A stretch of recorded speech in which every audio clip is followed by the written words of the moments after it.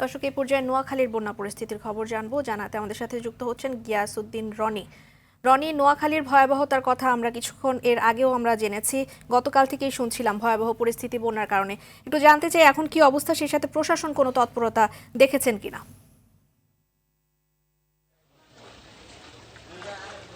ধন্যবাদ রেদওয়ানা, আপনি যেমনটি জানতে চেয়েছিলেন, নোয়াখালীর বন্যার পরিস্থিতি বর্তমানে আরও ভয়াবহ রূপ নিয়েছে।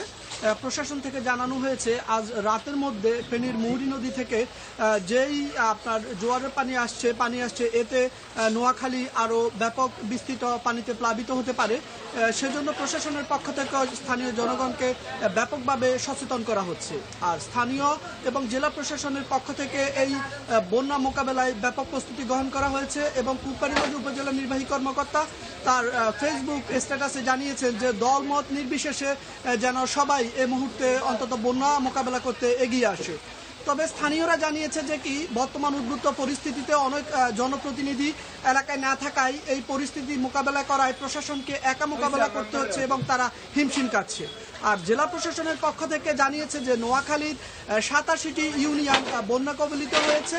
আর এই বন্যা মোকাবেলায় তারা এ পর্যন্ত 350টি আশ্রয়ন কেন্দ্র তারা প্রস্তুত রেখেছে এবং স্থানীয় বাসিন্দারা আশ্রয়ন কেন্দ্রে যাচ্ছে।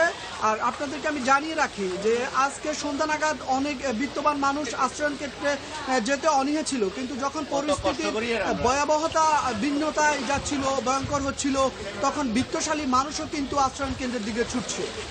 আরও আপনাদের জানিয়ে রাখি যে এখন পর্যন্ত বন্যা মোকাবেলায় 87টি মেডিকেল টিম প্রস্তুত রাখা হয়েছে। ধন্যবাদ। এ ছিল আমার কাছে নোয়াখালীর সর্বশেষ তথ্য। রনি, আপনাকেও ধন্যবাদ।